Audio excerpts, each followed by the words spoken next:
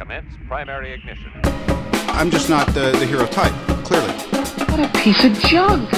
Enterprise, this is the captain. I got a bad feeling about this. It's all part of the plan. Engage. Welcome back to Podcast 2 for 1. I'm your host, Donovan Thompson, with my co-host, Daniel Wingfield. and we are back for episode 100 of Podcast 2 for 1. Of course, yeah, woot woot. Of course, Dr. Bruce Hutchinson is back in the house. Glad to be here as always. Ringing in the centennial of the podcast. Is a centennial 100? Right? Centennial. I think you're right. Yeah. And if you didn't know, viewers, last episode we started breaking down Avengers Infinity War, and we paused midway through to kind of take a small break because it's just a goddamn big movie. And we wanted to... That break turned into 2 weeks. You know, we said we were going to be right back in the same outfits, and then Donovan left on a cruise. So, you know, we had to do it. That is what happened. But if you didn't know, Podcast 2 for 1 is brought to you by Kapow Comics, located at 4047 East Kill Avenue in Sherwood, Arkansas. There they have comic books, collectibles, graphic novels, and of course, special guest appearances throughout the year. And if you haven't already, Kapow! If you haven't already, I did it for you. Yeah, that's fine. Hit that subscribe. Yeah, please. Hit that subscribe button, that notification bell. That way you're up to date on all future episodes of Podcast 2 for 1.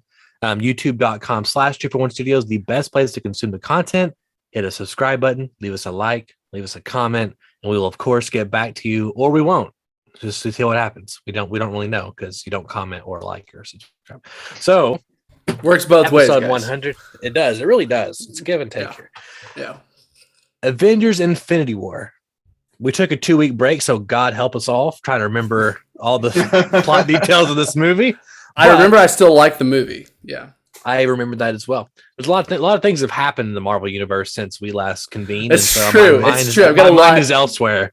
My brain has doubled in capacity of information since we. That's true. That's true. So where we last left off, I believe, guys, we were at the hour mark. Stephen and Peter had just freed. Not Stephen. Tony and Peter just freed Stephen Strange from the clutches of the aliens in the ship. There's a nice aliens reference. And then we ended up with Thanos and Gamora and kind of started getting some of Thanos' philosophy here, if I remember correctly. Mm-hmm. This is when he's doing the whole brings her food. Yeah, he talks about resources are finite. And then we kind of roll into this little idea of, Nebula being tortured and Gamora knowing the final location of the Soul Stone, which kind of paints even a little bit back in the Guardians of the Galaxy. It's kind of like she was looking to leave Thanos at that time, and it kind of gives us a more concrete answer. Like he was looking for the stone, she found out, and so all that kind of gives us a timeline of kind of where she's at mentally, I guess. Mm-hmm. Yeah.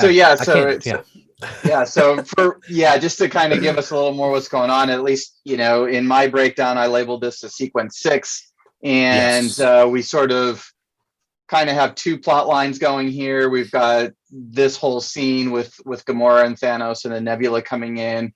Then we cut to Thor, Rocket, and Groot, who discover something's wrong with the Celestial Forge and discover that Thanos the mold for the gauntlet is there.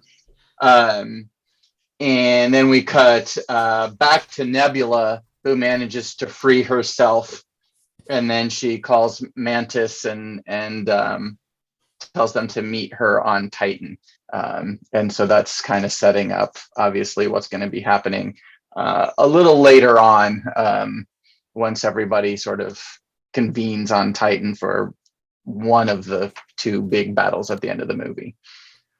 Yeah, it definitely feels like we're moving chess pieces around just a little bit. I mean, I know we got some nice character development with Gamora and Thanos, and I think that's really a Thanos scene, right? And I think it's a good one. I like kind of what we talked about last time. This is very much a Thanos movie, and building it around him really gives it a structure that would be difficult juggling all these other characters. And I really liked, even I think, this is kind of building off previous movies, but Guardians of the Galaxy 2 really kind of mended Nebula and Gamora's relationship. And I liked seeing that continue into this and feel like it's even getting deeper and more interesting in that.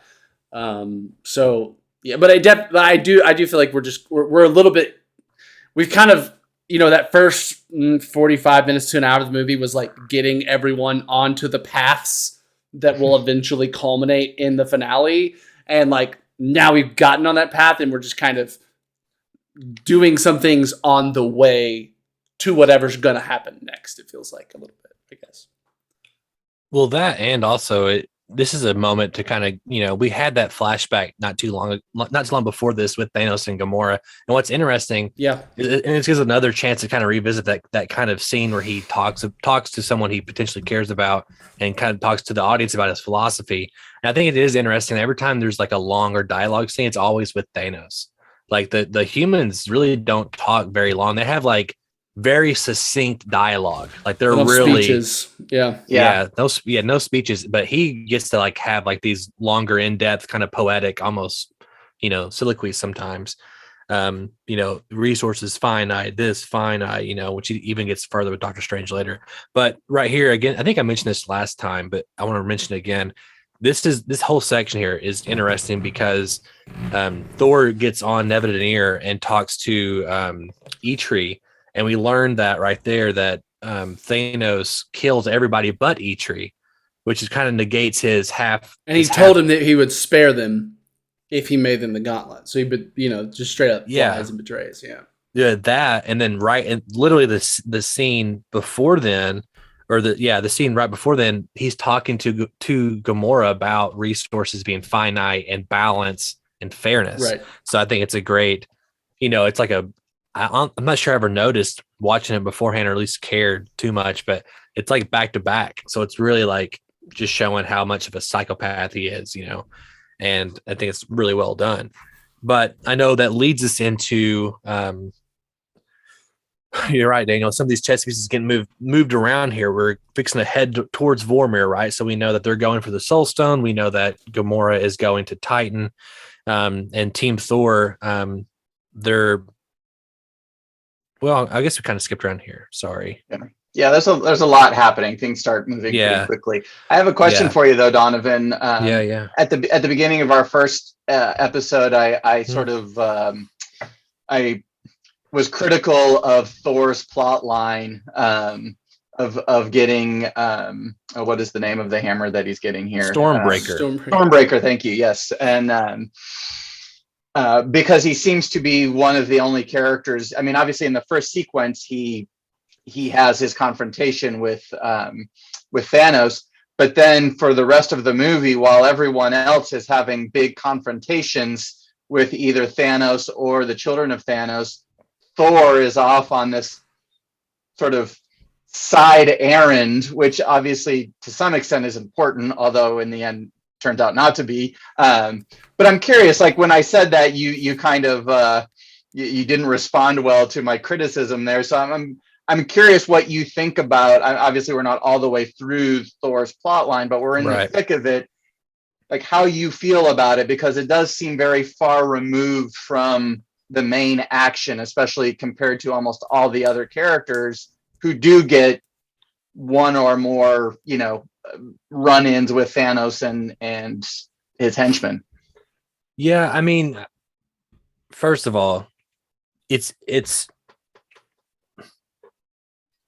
easier to get a pass on some narrative issues when things are just fucking badass, Bruce. That's one way that's spectacle. Yeah. That's one way to get around issues and plots sometimes. When you just like do something that's really cool. But here's the thing, and this is an issue, in the comics, and an issue they've had in the movies is these different power levels. Thor is the strongest Avenger. Mm-hmm. He's stronger than Captain Marvel. He's stronger than the Hulk, all these other people. So they haven't, and it's like a Superman problem. How do you not have Superman come in and just whip his ass all of a sudden kind of thing? So you've got to kind of give them other issues or other problems to go forward. And it's just, I mean, we're fixing to get to it, but making Stormbreaker is one of the coolest things he's ever done in the MCU. And also who he does it with is one of the coolest like nerd things ever in cinema. So whenever and I'll say this too, I feel like Yeah. Thor plays a lot of, and this has been true of his. This is kind of a turn for his character, kind of since Ragnarok. But he's become almost a comic relief character amongst the Avengers group, just with his kind of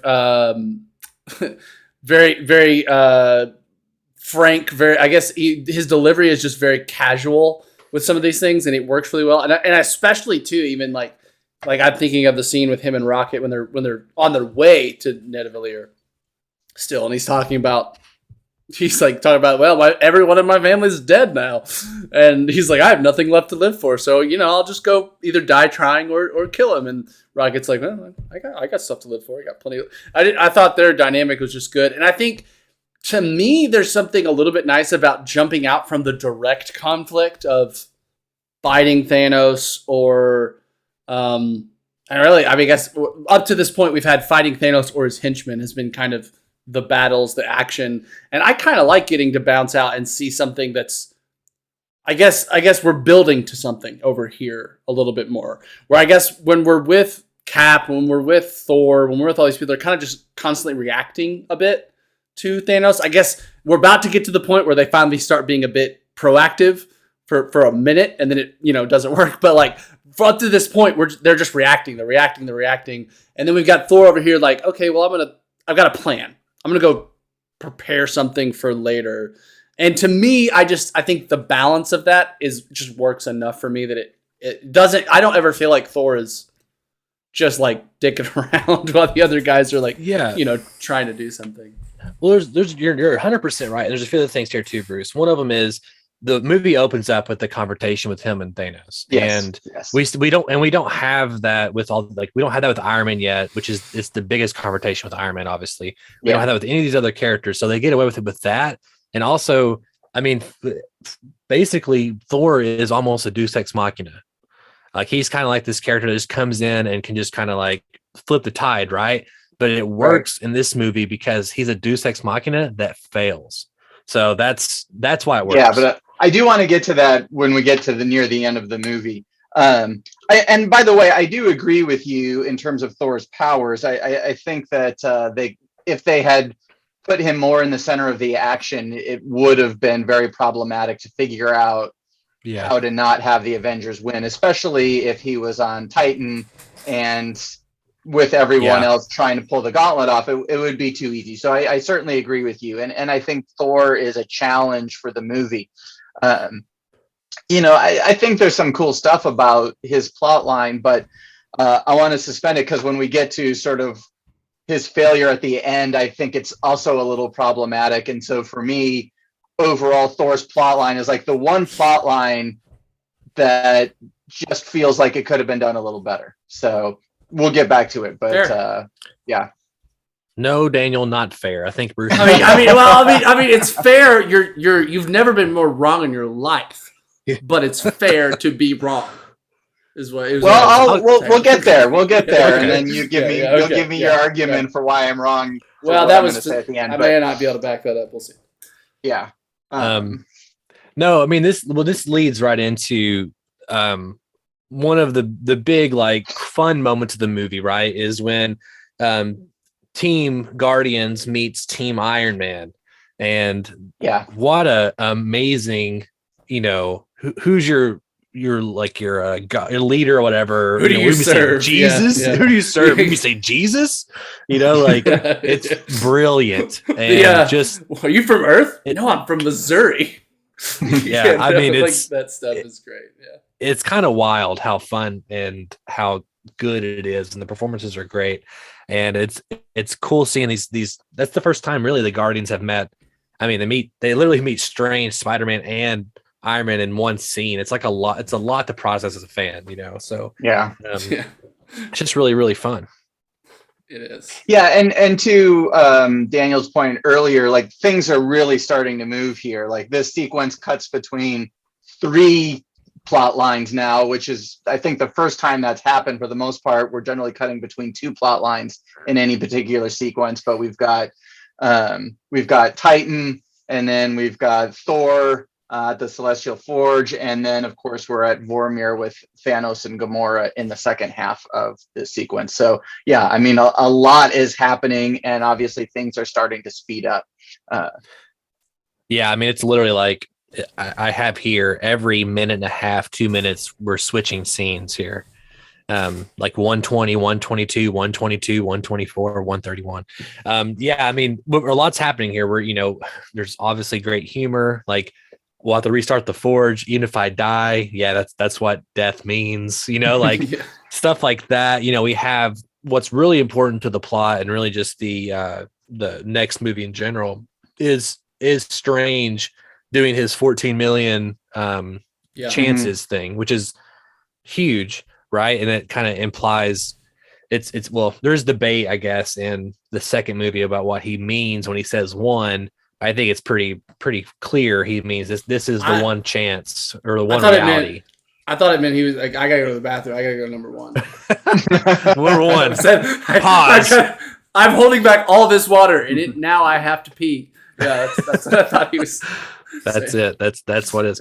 No, we're crisscrossing here between these different scenes when it leads into, Vormir, which is a pretty big deal, right? We're losing a Guardian here. We also get to see Red Skull, which is a payoff that we've been waiting for since 2011. Whenever Red Skull grabs the Tesseract and is shot into space, we've been waiting forever for that one to come back. And it's like, when he comes back here, everyone's like, oh my God, Red Skull, so really cool moment there. And it gives us more of Thanos and his twisted psyche, right? He's willing to kill all these people, but he does, at least it appears that he does have feelings or a care for his daughter. I think it solidifies for me that he really, really believes what he's doing is the right thing. And I think up to this point, you probably could have found arguments to say, well, he probably like maybe, I don't know, the power trip of having that much power and to do such a thing. Maybe that's, maybe he's just doing this for those selfish reasons and he's just pretending. But I think when he does this and the tears, and I think, it's like the whole Gamora Nebula Thanos thing is like this really interesting inspection of like a really abusive relationship, and just how abuse affects people and stuff like this.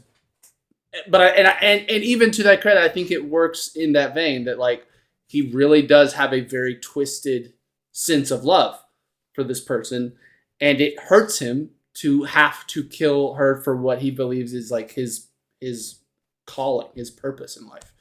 And I think I think that's the reason it's so impactful is, yes, we're losing Nebula, and I think it's a soft loss considering the next movie, but like the emotion we get from Thanos, I think for me, it's like that's what I guess that pulled his character completely together. That moment, it was like, okay, like this guy is a fully rounded concept of a character. Like we're getting something in depth here and something that is really interesting, in my opinion. Yeah. I mean, go for it, Bruce. Go ahead. I think this is a great moment in the movie.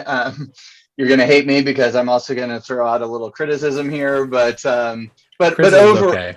Yeah. But overall, like, I mean, the killing of Gamora and the way it happens and what everything Dan just said about how we process Thanos and the fact that he presumably wouldn't be able to get the Soul Stone unless he truly was losing something by sacrificing Gamora. My only little criticism, I think the movie has trusted the audience pretty well throughout the whole thing, but I think Gamora's speech right beforehand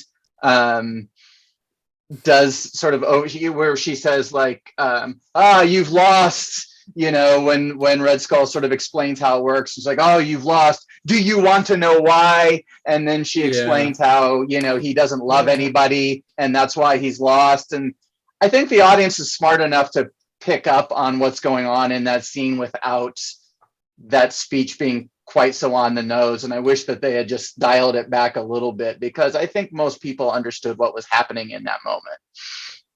I think you're right, but I also think that it's more a reflection on Gamora, and maybe I think it's a reflection on Gamora as us. Like, hey, there's more to this guy than you even Gamora or we thought. And I mean, I get what you're saying. Maybe it's a little too much, but it still really works for me. But I get what you're saying. Yeah, I mean, I agree. It just, even just one less line, or just dialed back the delivery just a slight less dramatic. Because I agree. It's dramatic. She's just like, the universe has judged you, and it has something. I don't know. Like, it's just very like, it's a bit soapboxy. And to Donovan's point, I mean,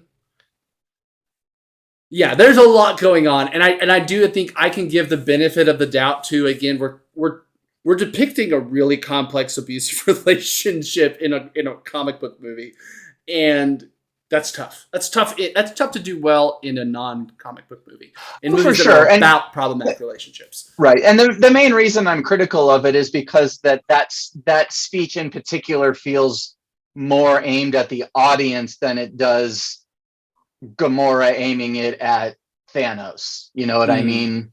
It feels expository in a way. It's sort of like, we're a little worried that you won't understand what it means for Thanos to do this and what the repercussions are unless he explains it for us right beforehand, right?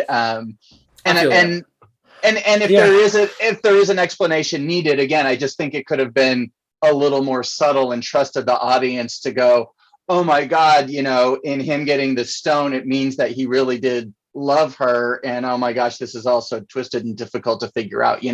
I just wanted us to, because it's one of the only times, other than like very clear expository scenes at the beginning, and you've got this really emotional moment. And then when it feels like it's directing the audience, it just, it's like, oh, you didn't have to do that. I think we would have gotten it. But again, I'm being picky, Yeah. Well, I think also one of the things that I get from it more than anything is Gamora's realization. Not so much that we're learning about how he feels about Gamora, but more about Gamora learning that, oh shit, I'm fixing to die. Like, I think like her speech is like her finally getting to, years of not therapy, getting to tell her what it actually feels. And then she finds out that, oh wait, I'm actually fucked. I think it's worth it, but I totally see what you're saying. It does feel it almost feels like a different character speaking a little bit, because Gamora doesn't really speak in, poems, or not poems, but like, yeah, right. The It universe definitely felt like a speech. It definitely felt like a speech she had prepared. Yeah. Yeah. But there's a few things here I want to bring up. One of them is, this is I think, only cross dissolve in the movie, and it's whenever it cross dissolves. It's a really good one. Yeah, and it's like interesting, and I'm not sure they do it again in Endgame or not, but that kind of leads me to this is I think the movie does a good job also of and it helps because they're doing similar things they do in this movie, but it sets up expectations for the next movie. That's by nature being written first, I would assume, but also, I think it just does a good job of, like, we now know when they're going to go get Infinity Stones, we know immediately someone's going to die, and it puts dread in us for Hawkeye and Black Widow, because we know one of them ain't going to make it now, but they don't know it now. So it does a cool job of kind of setting up things like that, And the final thing is, this is like where one of the big moments where I'm like, man, Alan Silvestri doesn't get credit, because the score is phenomenal in this moment. It is good. And just this whole, the colors, I love Vormir's just kind of design. I think it just, and I think even with that cross dissolve, it's just like that really kind of pleasant, like, just, it's kind of like this gentle transition paired with this really high emotion and really kind of inspired score, really kind of, we're hitting the strings, we're crescendoing up for the moment, and then just to have him kind of alone there in like this shallow lake or whatever, I just love all of that. It just feels like interesting world building, and I know that, like, they're not building it, they're just drawing on like what other people have written, but it just feels like I like how this movie, we go to a lot of planets and they all feel very different and they feel very unique, And this one in particular just has a good vibe that I always just enjoyed a lot. Yeah, Marvel, especially with Guardians, Marvel's version of space has been always very colorful. Very colorful. Like, I mean, versus like Star Wars, where it's just space, right? They're like, fuck it, let's do cosmos and rainbows and nebulas, triangle shit. Which it looks awesome and it makes it really cool. Yeah, it's really pretty. So this leads us into like hour and a half. We arrive at Wakanda. We get the first Bucket Cat meeting we've had since Civil War. We get Shuri and Bruce. We're kind of showing the intellectual paradigm there. And we also get the forces of Thanos arriving at Wakanda. Yeah, I agree, Daniel. I agree.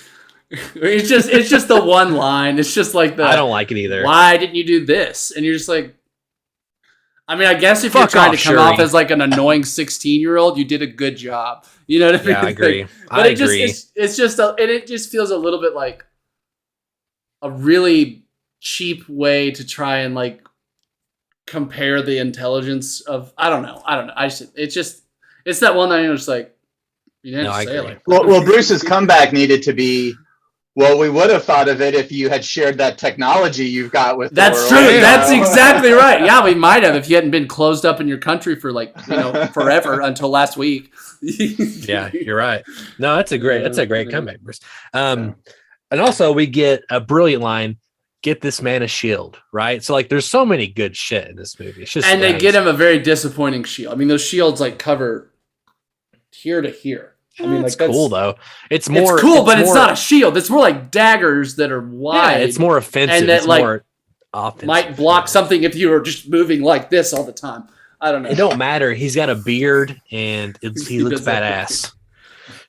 Anyway, so we're setting up, obviously, the children of Thanos coming. They're going to kind of have a few here stopping Vision, and they're going to kind of set up the ranks in the front, right, of Wakanda. This is where we start really, the movie just starts going crazy in terms of like, now we basically with our teams, and like it's even more so now, right? We're fixing we're basically at the final conflicts relative to when I mean, some of them take place slightly before the others, but we're like it looks like a chessboard in some ways if you think about all the superheroes standing over here, giant gap, shield, all the bad guys. It's just like the chess pieces are literally in place and we're about to send the pawns and all the shit. Yeah. And one which thing reminds me, now I really want a Marvel chessboard. Sorry. It'd be cool. Well, one thing, I mean, I guess I should have said this, is that we are going to kind of forget about Iron Man for a second to kind of live with Thor, him forging the hammer, and also we're going to be with Wakanda, right? So we have the battle happening in Wakanda, and then this sequence actually slows down just a little bit because we do spend some time with Thor. We go back and forth between Wakanda and Thor primarily, and you're right, we put everything on Titan on hold for just a few minutes, obviously, and then we're really gonna jump into sequence 9 where that big battle happens. And I mean, Bruce, here's what answers my problems with, or your problems with Bruce or Thor Bruce, is that having like the handle be Groot's arm, like that's like next level nerd shit. That's cool. That whenever I saw it, I was like, holy shit, I'm not sure I would have thought of that. And like whenever I see that happened in the comics, or they just did it themselves? They did it, and that's like when you're like, okay, well, these guys are on my level or above my level, like in terms of like comic nerd, whatever. It felt like something that could absolutely have happened in the comics. Oh man, you know what I mean? Like that kind of cross character interaction. Like that's just like it. And I agree with you. I think that's a credit to the idea that it's like you guys thought of something to put in a comic book movie that felt like it should have come from the comics first. Yeah, and that's cool. Yeah, it's wild, and I mean, it obviously leads into the arrival of Thor in Wakanda, and that's when we first time in the movie we get the Avengers theme, and it's also like, I mean, sorry, go ahead. I was gonna say, for people who are watching this, 50 years after the release, and they're finding podcast 2 for 1, and they're wanting to revisit all of our old episodes. I can't tell you what it felt like in the theater to see Thor land, the Avengers theme hit, and he says, "Bring me Thanos," and the crowd was like, you almost couldn't hear "Bring me Thanos." The crowd. You lost couldn't. It was very hard. It was very hard to hear it. Yeah. There's just like 5% of me though that wishes that this was the Immigrant Song, like throwback to Thor Ragnarok. Just because it was just him arriving on Thunder with a, and I don't know. I the Avengers theme was great, but just that, like it just would have been with the hammer going around or the spinning around. I think it just would have set it would have set a different tone though, and it would have. You're right. Doesn't fit. You're right. Yeah. You're right, Bruce. You're right. But it You're finally right cool. again. Yeah. I honestly, I'm not like, I wasn't thrilled about it being in Thor Ragnarok, actually. Like, I'm probably the only person in the world who didn't like love that song in the movie and the use of the song and everything else, actually. But again, I'm probably the only person. You are in the world. the only one. I know. I know it too. It's I fine. actually checked. I actually already checked. There's a poll. Yeah, out there. we've narrowed the space down now, right? So now that Thor's here and now that Captain America's here, we've got Wakanda and Titan, right? So now we're just cutting back and forth between obviously it's not quite the climactic, but in a way the climactic battle with Thanos on Titan, and then the battle with the children of Thanos in Wakanda. Yeah, I would say it's pretty much is the climactic, because it's the last time the heroes like had a chance. Like, because after they lose here, all they do is lose after. Like, just it's like montage of Thanos just fucking them around. Like no effort. Yeah, I have Thanos arriving at 1 hour and 46. And I'll say this, I saw the movie 7 times in theaters, and I guarantee you I have started the movie at 1 hour and 46 minutes probably and watched it to the end probably over 25 times since the theaters.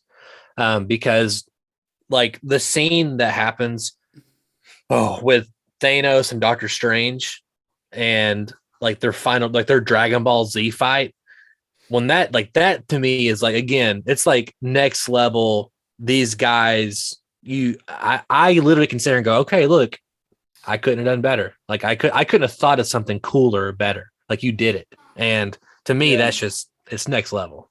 Next level. Yeah, the battle is definitely a whole ton of fun. The one thing, and this was in the theater, the big one of the my thing with Thor's plot line was something that I didn't really think about too much when I watched it in the theater. It was after when we analyzed it. But the one thing in the theater, I just don't know how I feel about the whole thing coming apart because of Peter's reaction to Peter being Star-Lord, not Peter being Peter Parker, to the news of Gamora's death, and then him basically like screwing everything up because of what's going on. All right, here's my defense. Yes. Yeah, please. I would love someone to do this. It is. Yeah. You're right. It is stupid. It is boneheaded. It is short-sighted, and it is 100% agree with 100% consistent with his character since we've seen him. And I would even go a step further to say that it's consistent with what an adult child would be like if they were abducted from their family at 8 years old and spent their life with slavers in space. And just to say that, like, it's frustrating because it is like that. Like, well, if he just kept his cool, but Star-Lord never keeps his cool. Star-Lord is not mature. Star-Lord is an 8-year-old in a 30-year-old's body with guns in space. Like that's a part of why he's good, is because he has these like childlike stupid ideas that end up working out or whatever it is. I mean, throughout the movies, he's made these, not with this level of consequence, but he's made this kind of decision. And I'd even go a step beyond that to say Star-Lord has not loved anyone like Gamora since his mom, when she died and was immediately abducted from aliens. So the only other person in his life he feels like a love connection with he's being told is dead. And he is trying to come to terms with that. And I think that's part of why he's like in denial. He's like, no, she's not. Where is she? Shut up. No, she's not. And I think you're right. It's frustrating, but it's his character. And I honestly think if he hadn't reacted somewhat like that, it would have been almost out of character. So, I think you're right, Daniel, and I still think Bruce is wrong, but I do want to say that I see where Bruce is coming from for the fact that the actions that take place, like he hits Thanos over the head. I think it's the physical actions, like that kind of like almost make the emotionally act like it's like in comparison to everything that's happening. This is what boils down to this insignificant. It's not insignificant, but I know I can't put my finger on it, Bruce, but I know why you're feeling the way you're feeling. I can see it. I can see it. Because even if you go with Daniel's argument, it still feels like the writers manipulating us as an audience in that moment. You know, the idea that they come so close and they can't succeed. Of course, I'm fine with that, but how you make that happen and how you manipulate events to make that happen, because obviously you've got to maneuver Star-Lord into that position. It could have been anybody else. Like, I mean, you know, all these things are happening. He's the one who's there in that moment. I get him losing his temper, and I get what you're saying about him emotionally. But also, I don't think it takes too much maturity to understand that the best way to hurt him is to get the goddamn gauntlet off of his arm and not just to hit him over the head, you know? It does, but that's you're talking about logic to a traumatized brain that doesn't function at that level. So yes, but that's not how little. If you think about it, if he's essentially an 8-year-old's maturity level, 8-year-olds don't think that the brain doesn't process that far ahead. Maybe. Well, to be fair, he's mature. He's mature. Well, the difference between smart and traumatized. He's what? He's more mature than an 8-year-old. To be fair. No, okay. I mean that in the terms of like.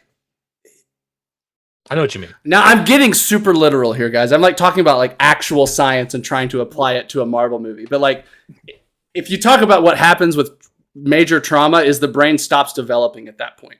It basically there's like it freezes. So like there's major parts of the brain that do, especially emotionally, that stay at the state they were when the trauma occurred and don't progress. And that makes sense to me. Now, what I agree that I think it could have been improved though. I would almost have rather him being one of the ones holding on to the gauntlet and helping them pull. And then when someone says that, it just makes him like lose his grip for a second.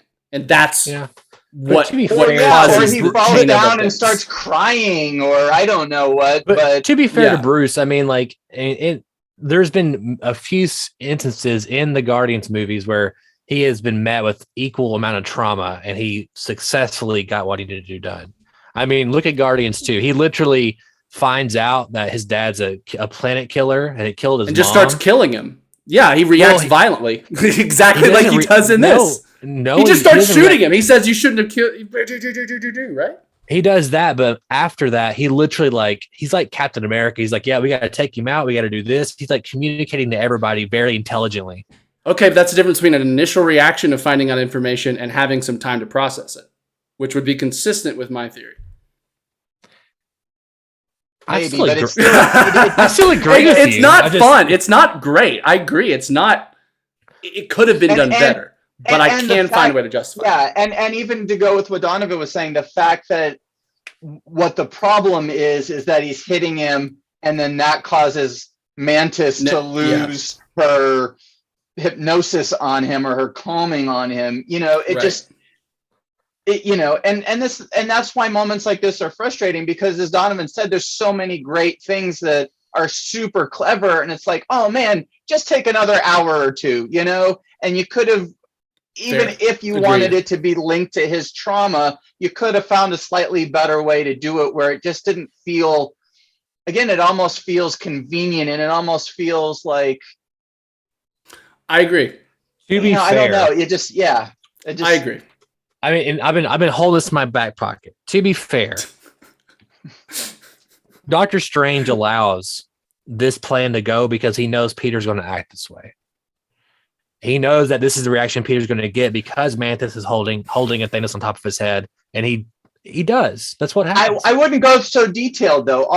What he really knows and what matters is that every single possibility fails except for one, and in the one that doesn't fail, he has to give the time stone. I mean, it doesn't matter, but of course, one, we don't know that in the moment, and as an audience, we're still dealing with our reaction to choices and plot manipulations. Because I think if you start going down that way, I think it can unravel quickly. Because then you're like, well, why did he fight at all? Why didn't he just why did they even try? If he saw that was the only way it was going to work, right? No, I mean, well, to me, it's about. Well, let's just do this, boys. To me, it's a butterfly effect. Like they have to do certain actions, like they have to attempt, or this will happen. You know and maybe yeah. Go ahead. I don't think the only thing that has to happen is that Tony has to survive. Well, right? That's literally the only thing that really has to happen, because Tony's the one who invents time travel in the next movie, which is what has to happen. It's not just that. It's Tony. No, I mean it isn't. It's not just that, because there's 14 million other possibilities. And because literally everybody has to be dusted. Like the Avengers have to avenge. They have to come back together. Tony has to be broken. Tony has to have a kid. Tony has to. I mean, it isn't just Tony surviving. But to be fair, that is the moment that he gives him the time stone, is when he's about to kill Tony, and he says, "Don't do that here." Right, but if there's 14 million other possibilities, I would argue that there's even a version where they had the same confrontation with Thanos, but this time Drax is holding the left foot instead of the right foot, and it doesn't go as correct. You know what I'm saying? To me, I don't think it's. I mean, if there's 14 million possibilities, then it should have been just hey guys, when he lands here, we're just going to give him the stone and not fight him. Doctor Strange knows they have to fight him this particular way with this particular plan to get all the pieces, the timing, everything else. We need Wanda to see Vision die. Sure. We need all these things to match up perfectly. I agree with that, because that's why he doesn't. That's why he doesn't tell them how to get to the one. Because if he tells them, it'll change. So he's playing along. He's playing along with the version of events that he saw them win. He even says, "I can't tell you, or it won't happen." Well, yeah, right, yeah. Okay. Damn. Yeah. Okay. I think we dissected that scene. Yeah. I think we did it. I think we got that one done. So, let's just talk about one of the big things here is Thanos speaks with Tony. That's like Clash of the Titans, no pun intended, on Titan. It's just Tony has been seeing this image of Thanos' forces since 2012 in Avengers 1, but then he really sees the vision, so to speak, in Age of Ultron in 2015. Yeah. So he even says you've been in my head for a long time, right? And Tony Stark is such a big guy, even Thanos has heard of Tony Stark. You know what I'm saying? Obviously, the Avengers fought him and won, so he would want to know who killed his people. But there's still this recognition, I know who you are, kind of thing. And one of my favorite Tony lines is "I swear to God, if you throw another planet at me," it's just it's one of those it's just that classic Tony sarcasm, wittiness, but also desperation bleeding through of I'm fucked, kind of thing.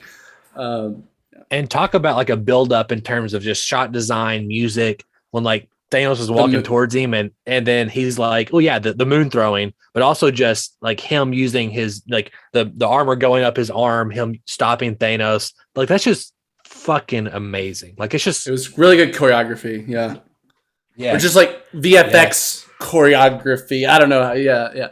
Yeah. I mean, at the time, we didn't know if Tony would die or not, because it looks like it's a possibility that he's fixing to get stabbed. Or he does get stabbed, but actually might die. But this leads us into literally giving us the title of the next movie.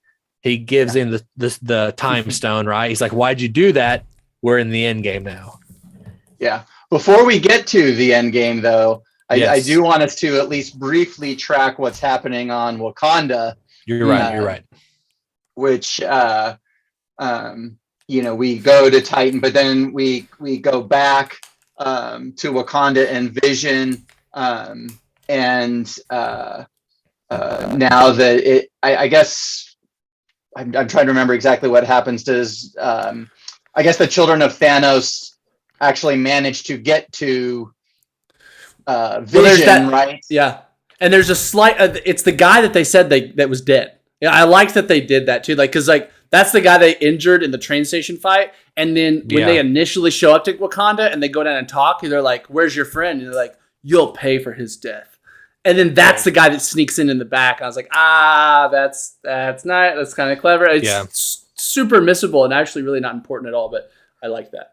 And I do want to shout out one more. I've never caught one more little moment. One of my favorite just comedic interactions is Rocket and Bucky. And one, Bucky picking up Rocket and spinning in a circle, holding a raccoon and a gun is just the best visual. And then the Rocket's line, which are a throwback to the previous Guardian movies of like, "How much for the arm?" And he's like, "Stop for say." I was like, "I'm gonna get that arm," which is like the first movie. He has that whole thing where he's like, "And I need that guy's eyeball to escape the prison." And then they give him that. He's like, "I just wanted you to get the eyeball. What did he do?" You know, it's like this, like just he's a kleptomaniac. So it's just, I love it. Yeah, no, there's so many, like even just, Thor and Cap. I see you copy my beard. I am Steve Rogers talking to Groot. Yes. I mean, seeing Steve and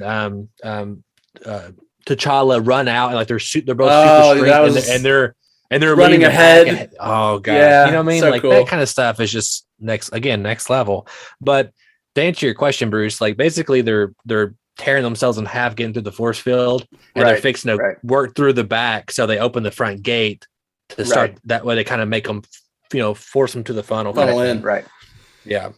But they're basically just montage of killing bad guys over and over again until that one guy sneaks in the back. Yeah, basically. But the children of Thanos otherwise are killed, right? The woman, girl power, kills him. Girl is killed. The big one. No, kills Does the girl. Hulk kill him? Does Hulk kill the big kills? One? Yeah, that's right. He does. He like shoots the little rocket that makes him like fly up into the air and blow up. Yeah. Okay. Which is interesting because, and let's just talk about it. And in the marketing of the movie, Hulk is in the Battle of Wakanda in the trailers, but he never hulks out again. Well, and even there was even toys that had Hulk hulking out of the Hulk Buster that were made. I don't know if. Yeah, I don't know if it's a special feature on like maybe you would know, but I've seen like concept like storyboards for that same scene, except Hulk comes out. In that moment where like he's about to he's like, "Come on, man, I really need you right now," and he's like about to get killed, Hulk finally busts out and then whoops that guy's ass. Like there's storyboards for it. So like at one point that was the plan. For sure. Well, and even if you just like Google stills from the movie, the main still that comes up is all of them running with the Hulk. Like, wait a minute, that's not in the movie. Which I don't mind. I like honestly when people like edit trailers and make them sneaky. I think it's part of like this weird like cat and mouse game between like movie producers and their audiences, and especially with the Spider-Man movie that just came out, that was even more prevalent about the kind of things they would do with trailers. But yeah, it is disappointing that we did not get actual Hulk to come out because I think it's an issue with the next movie. So Hulk kills one of them and then the women kill the other, right? And Thor does not kill either of them. Is this your big point, Bruce? I'm getting there. But he says the Thanos killing kind, not the Thanos children killing kind.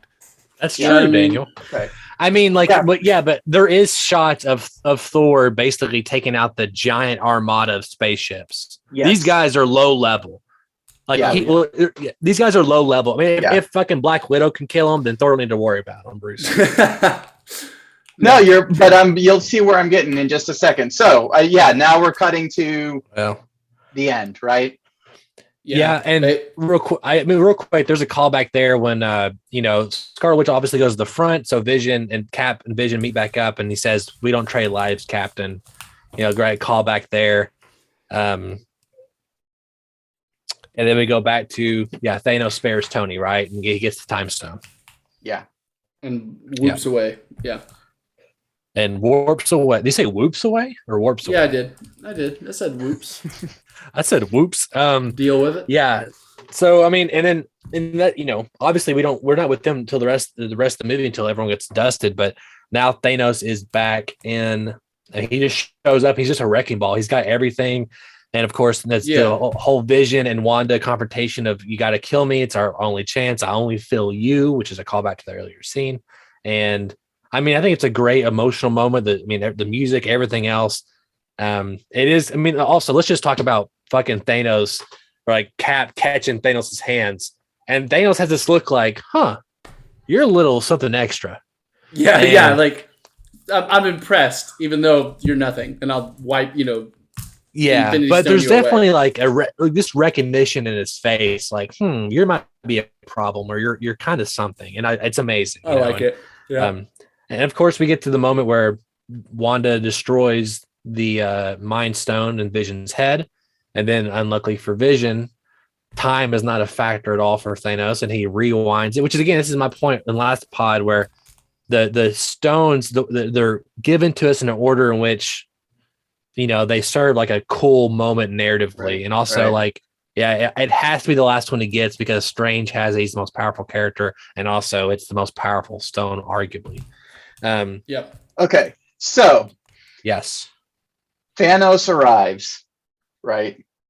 This is okay. So this is about the 124 mark, 2 hours and 4 minutes. Wanda starts destroying the stone.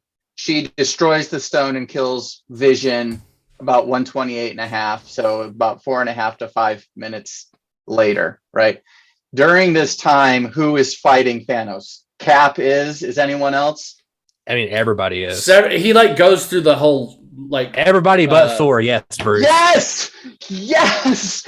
Everybody but Thor. Where is Thor during this entire time? This is the other thing that bothers me. Where is he? But you gotta understand. Doesn't he have a moment where he's like, he's like, everyone else can show up, he could be there, and surely he has some god sense that Thanos is there, or they don't have no god sense, or someone has a Spider-Man, Bruce. Let him know. Where is? I mean, how is it that everyone else shows up but him? I mean, again, it's all about plot. I mean, right? he does within 5 minutes. To be fair, not even 5 minutes. Because 8 seconds. Time. Yes, but that 5 minutes of screen time happens in pretty real time at this point in the movie. I would argue that whole sequence of him walking through them is literally in slow motion. That's like 8 seconds in real time. That's probably maybe 10 seconds in real time. And also, I don't know. Everybody in Wakanda has earpieces. Thor don't have no earpiece. He's up. I told you a minute ago. He's fighting the ship. Why does Cap get there before Thor?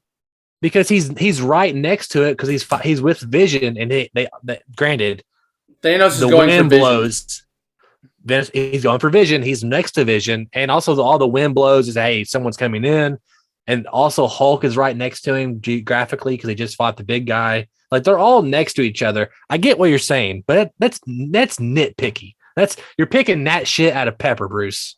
I don't know. It's to me, it's a long time to have a lot of fighting going on, and not giving Thor some sort of distraction that keeps him from getting there with everybody else. Yeah, I mean, it's just literally for the filmmakers to be like, hey, he's won, and then all of a sudden Thor to come in to be the Deus Ex Machina, which is also badass when he throws the axe.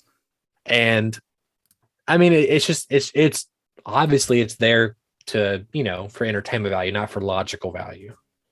I know, and I get that he comes, but he comes after the time reversal, and it just, part of the reason I'm making a big deal of it is because, again, it feels like Thor gets sidelined a little bit, and then he literally shows up too late. You know what I mean? Like, you've done all this work, he's gone to get Stormbreaker, he comes back, he's part of the battle, and he doesn't show up until after Thanos' reverse time, and it's just like, it's just frustrating for me. If I was a huge Thor fan, I would be annoyed, right? I would be like, you just manipulated the whole plot to keep him out until it's too late. And then I guess back to what we said about his powers, but again, if I'm a Thor fan, I'm like, this just doesn't. No. I'm just annoyed. I would feel if you're a Thor fan, one small thing. Love. The first shot of this sequence when Thanos shows up is Thor destroying like 4 of these giant spaceships that are landing. That's what I was saying. He's flying around in between them, like destroying like theoretically hundreds of thousands of bad guys. Yes. That's what he's in the middle of doing when Thanos shows up. So I think it is fair to say they at least set him up being elsewhere, doing something productive. And I'm not saying he's not doing something productive, but he's also Thor, and he should be dealing with the big guns. You know what I'm saying? And by the big guns, I mean Thanos and the children of Thanos. Yes. Real quick, to answer your question, if you're a Thor fan, you're going to love him forging a new hammer. You're going to love him showing up in Wakanda, and you're going to love him throwing the axe at Thanos and saying, like, again, the first thing in the movie, calling back to a one-liner. I told you you shouldn't have done that, right? Mm-hmm. And so, like, those are adequate enough to satisfy your Thor loving needs, Bruce. First of all, all right, okay, and I mean, those are cool. Like, those are great moments for, like, they're the best Thor moments in the MCU. All three of those are the best Thor moments in the MCU. Maybe besides Ragnarok's bridge scene, I give it to Daniel. It's a pretty cool scene. But those three things are next level. I like these scenes better, probably. I do too. I mean, they're huge. But I get it. But here's the big thing, though. The whole movie, especially this last bit here, it's about them failing.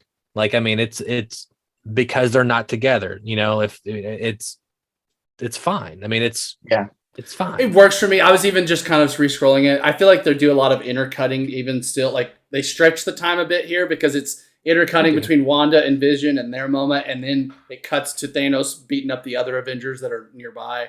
But I hear what you're saying, Bruce, and I know what you're saying. I think you're right to an extent. It just has to be this way to serve the plot. And there's just a little bit of it feeling like, okay, well, and even to the point of like, well, why didn't he just go for the head? I mean, it's a little bit like, it's convenient that he only put his thing into like his, I guess here. If he'd gone for the heart, theoretically, that might have done it too. I don't know. I don't know. Like, in fairness to the filmmakers, like, they deal with the choices Thor makes the entirety of the next movie. Like, his whole arc is in the next movie. You didn't do what you're supposed to do. Like, you should have been there earlier to fight. That's Thanos. true. That's true. And that's his whole stick in that movie. Yeah. How's it feel to get schooled, Bruce? So anyway, this is what it felt like every day when Donovan would say something in class that was so dumb, and we'd all just stare at him and tell him how wrong he was. Now you get to feel it, Bruce. So when we came out of this movie, right, I turned to you and I said, why didn't Thanos, if he had basically all these stones and all the powers of the universe, why didn't he like just double the size of the universe? And so then there would be enough resources for everybody. Because he's a sociopath. And and at the time you were frustrated and you got annoyed with me, but we have answered that, and we have schooled me on that one, because you're right, he is a sociopath, and that wouldn't have been sufficient for him. The killing is more fun, and I think we have laid that groundwork pretty well in this discussion. Is this what it feels like? Is this what it feels like to be Bruce all the time? Like, just to have all the film answers? Is this? No. I mean, ultimately, I think it's a great movie. And like, one of the cool things we kind of missed was after he does the snap, which is, I mean, a big deal in the movie. Like, whenever, again, I can't, to people who weren't there, like it was 100 years ago or something, it was like a big deal when people started getting dusted, when Peter started crying, like, I don't want to go, Mr. Stark. And then another cool little poignant moment for Thanos was that he sees baby Gamora. She says, was it worth it? What did it cost? One of my favorite scenes in the movies. Yeah, everything. It costs everything. It's such a personal, quiet moment of Thanos. It's such a, like, just, you almost sense some regret. Like, just maybe a little bit. Maybe he's just slightly reconsidering. And, like, that just feels so human, honestly. And I love it. It's one of my favorite little moments. And I also love that it's orange, and that, like, there was all the speculation of, like, did it happen in the Soul Stone? And the whole thing, like, in the comics, like, if you were killed on Vormir, you actually didn't die. You went inside the Soul Stone in some weird way. Like, there was some interesting things. There was who knows? Maybe they'll dig that up again later. But yeah, I loved that moment. And I agree. I remember in the theater, people like audibly gasping And like even like the credits roll and people are like, why is it over? Like they were confused. I guess maybe just weren't aware of a sequel imminent or whatever it is. But like people getting like upset. Like I remember people being like, what? Like frustrated that the movie ended with all the heroes dying, which was. I mean, what an amazing last shot though of like him walking through like a wheat field or something, and he's like he sits and like he literally says in the movie, "I'm going to sit and look at a grateful universe," and he sits there and he has this little like, "I did it, like I did my job, and now I'm going to farm." So it's yeah, I love it. Kind of amazing. Yeah. It's kind of amazing. Yeah. All right. Bruce, what do you think about the movie? Yeah, I think just because I bring up things that I think could be improved doesn't mean that I don't think are a good, that it's not a good movie. And, and obviously I'm not coming at it from being a major comic book person, so I don't. To be fair though, like, I mean, I never read the Infinity Saga Gauntlet comic books. I'm coming at it from an MCU fan. Like, not a comic fan, Yeah. So, I've seen all the MCU movies going into it, but yeah, I mean, I wouldn't, like we talked about at the beginning of the first episode, I wouldn't have caught nearly as many of the Easter eggs as people who are more hardcore fans. And I get that that's part of the enjoyment. One of the things that I do like a lot about the movie though, is I do think it holds up for audiences who aren't those people, I think a lot of times, especially with, we're seeing this with the reboots, and maybe we'll dig into this if we do the Matrix as our, coming up. But even like when episode 7, like 1, 2, 3, 4, 5, 6, yeah, 7, right? 7, the new Star Wars. And what's that? Force Awakens. Force Awakens. Yeah.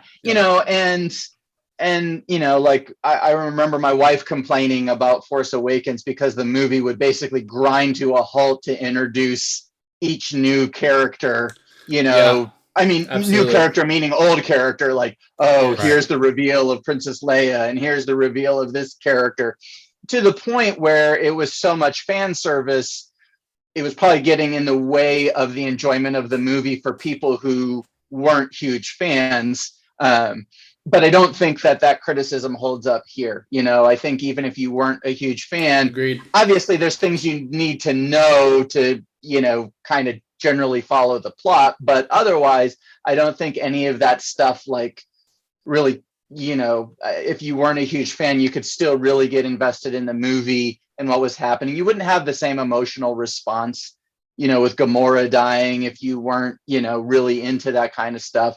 But, I think the plot holds up. It's very, in some ways, it's shocking at the end if you're not a huge fan, as Dan was pointing out, because you're not really sure where this is all going, So I think it's, for a really big epic movie, I think it juggles its balls pretty well. And I think it works really well for people who aren't super fans. And I think for super fans, it was great, for super fans. I think it really balanced those two worlds very, very well. Now, if only DC could pull their head out of their ass, we could have another universe. But no, they might be on their way. There's some exciting, especially with the Batman. But yeah. But yeah, I mean, I agree with all that.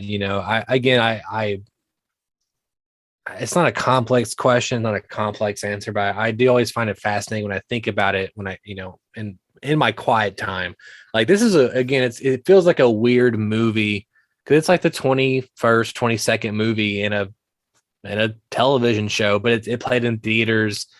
It was not weird, but it was a big moment in pop culture. And then the next movie was it feels like almost every Marvel movie now is a big moment in pop culture, at least some, more so than not. But some of, We usually skip 2 or 3 and then there's a big one. Yeah, exactly. Yeah. And this last weekend was a pretty big thing happening too. But,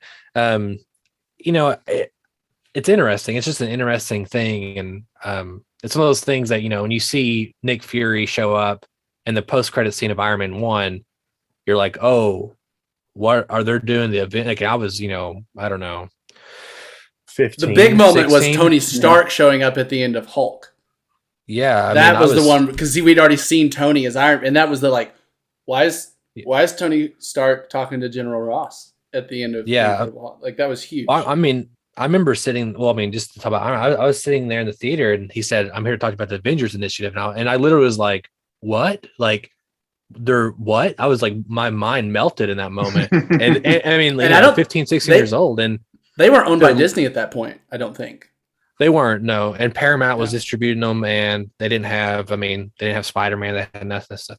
And to go from that to where we are with this movie, I mean, even we did have Avengers, we had Avengers 2, but it's just like this is a different level. It's like we were building to that since, phase 1. It was the culmination of the first 3 phases. And I mean, endgame is obviously, but it's like a package deal, right? And so it was just, it's just weird to think about and how they pulled it off. And they should be committed for that. It's not perfect, but it's a good. It is super impressive. And I am curious what you think. And I haven't really followed any of this. Is Marvel going to be able to pull anything else like that off again? Now that we're in the new Marvel movies, they do seem more disjointed at the moment, and I'm sure that again we're seeing these things that they're going to come together, but will they come together with such popular characters? Like, can they pull off another Infinity War and Endgame and have it be that big? Because I think it seemed like those characters resonated with people who weren't super into the MCU, and people got into Spider. I mean, seeing what's happening right now with Spider-Man and how huge that is. But got Spider-Man and Captain America and Iron Man and the Hulk, and like, which of those characters might still come back in some form, and will they ever be as popular, in terms of an Avengers style bringing together? I mean, that's something we talk about. We talk about that pretty much every time we talk about MCU content. And there's an answer. The answer is that what they're building towards is the Secret Wars. Secret Wars, which is like multiverse entangled, all this, like it's multiple versions of characters fighting, and they're building to what is essentially another endgame Portals, all the heroes stepping out, but it's going to be like multiple versions of every hero from different dimensions and whatever. You're going to have Chris Evans playing Human Torch from Fantastic Four and Captain America. Yeah, and Killmonger being played by I definitely expect you're going to see, and you're going to have Cage that's going to be Ghost Rider. That will be when we get Robert Downey Jr. back for one more time, and 100%. All of these people that have left will definitely come back for one more moment, and that will be it. I see it as it be? I could see Feige's last movie actually. I could see maybe it being, so. At least in his role, maybe he'll become the CEO of Disney. But I feel like to an extent, no, not to an extent. Infinity War Endgame is unprecedented in cinema. Just to have movies to build to that point over a decade plus, 20 plus movies, countless different directors and the different hands that this passed through. Eventually Feige was pretty much in direct control, but he didn't really start that way. And so to set that level of expectations and to not only meet them, but in my opinion, surpass them. Because to me, that's the biggest credit to this film, was like that you have juggled so many complicated, in-depth, interesting characters and made it never felt like, oh, I wish we'd had more time with him or him. It just felt like so perfectly balanced, to quote Thanos. And I think there's almost a novelty to the fact that it was pulled off. And I don't know if that novelty will ever be, that part of the experience could ever be replicated. And I agree with you too. I think, there's just the fact of that the MCU is expanding. Like, they're making more constantly. It's not like they're just doing at the same pace that they were doing before. Their pace is accelerating. So they're having to put it into other, they're having to trust this with more and more people. They're having to delegate more and more. And I think you're seeing some growing pains from that. Now, will those be growing pains? Will that be like them figuring it out and then they get their feet and then we're off again and it's, maybe not as good, but close? I hope. But I do think there is a chance there's a chance we've seen the best of the MCU already, and that we will never quite reach that height again. It's very possible. It's it'd be something interesting to watch as we go on, because right now it does not feel. It's hard to imagine a future where we don't have something MCU constantly coming out, and yeah, Disney can't not do it. At the same time, that also means to me that eventually the quality will degrade. I mean, it's hard for me not to expect that it to degrade further if that's the pace. Or you have to, at some point, Marvel will have to follow a little bit of the DC thing or the Spider-Man thing, which is just to reboot and bring old characters back with new actors, right? I think Secret Wars might be a more pure reboot. I wonder if they'll wipe the slate clean to some degree or something. I mean, the fact is we still haven't gotten X-Men, and X-Men are huge. X-Men, like Wolverine is like right under Spider-Man for one of the most like popular characters, like in superhero characters in general, and we don't have them yet. So like I say that, but then I'm like, oh wait, but we haven't done X-Men yet, and we haven't done Fantastic Four. Fantastic Four are huge and like really interesting characters. So like there's a lot of ground they've yet to till. And I mean, my hope is that they keep putting it in the hands of people like the Russos and someone with Kevin Feige's vision, stays at the top. And at the end of the day, I think we'll still get really fun experiences. And the MCU is like its own brand of blockbuster now, or its own like subgenre of blockbuster. And as long as Russos have see that stuff, I'm come out and blatantly said multiple times since Endgame, said, look, we'll come back for one movie, and that's Secret Wars. And they said that was the event that got us in the comics and made us love these characters. And if you've been following Marvel at all the last 2 years, it's 100% where we're going is Secret Wars. It's the writing's on the wall kind of thing. Especially with last weekend with Spider-Man, and then what's coming up in May with Doctor Strange and Loki. I mean, it's happening. It's happening. Yeah, it's just going to happen. But right, I would love for us at some point to talk about Endgame, maybe episode like 200. Episode 150, something like that. Just because we watched Infinity War, I want to watch Endgame now. But I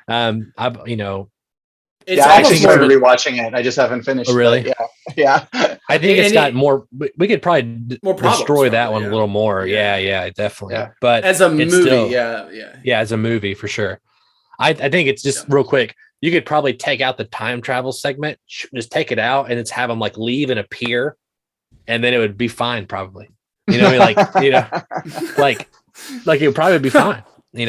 But I mean, I love what they do during that time period. But anyway, it's again, if this is like the climax or the conclusion of Infinity War, then to me, Endgame is the epilogue. Like it's the cherry on top kind of thing. But with faults.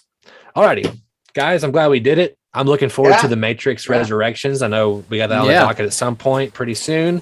I've got lots of thoughts. I can't wait for Daniel to watch it because me and Travis already have, and I actually may watch it tonight because I'm talking about it right now. Again, so I'm really curious to see what Bruce thinks about this movie. I'm very curious. Yeah, very, very curious. Me too. I know. I'm like foam at the mouth actually. But anyway, thank you, Bruce, for coming on. Daniel, how can our listeners write into us? Listeners write into bit.ly/241mail. That's bit.ly/241mail. Let us know what you thought of Infinity War. We know you liked it because you listened to us. And if you didn't like Infinity War, I don't think you'd like us because we talk about it a lot. So, write into us. Let us know how much you also loved it. And if you can't hit us up at our Bitly, you can always go to youtube.com/241studios, the best place to consume the content. Leave a comment below.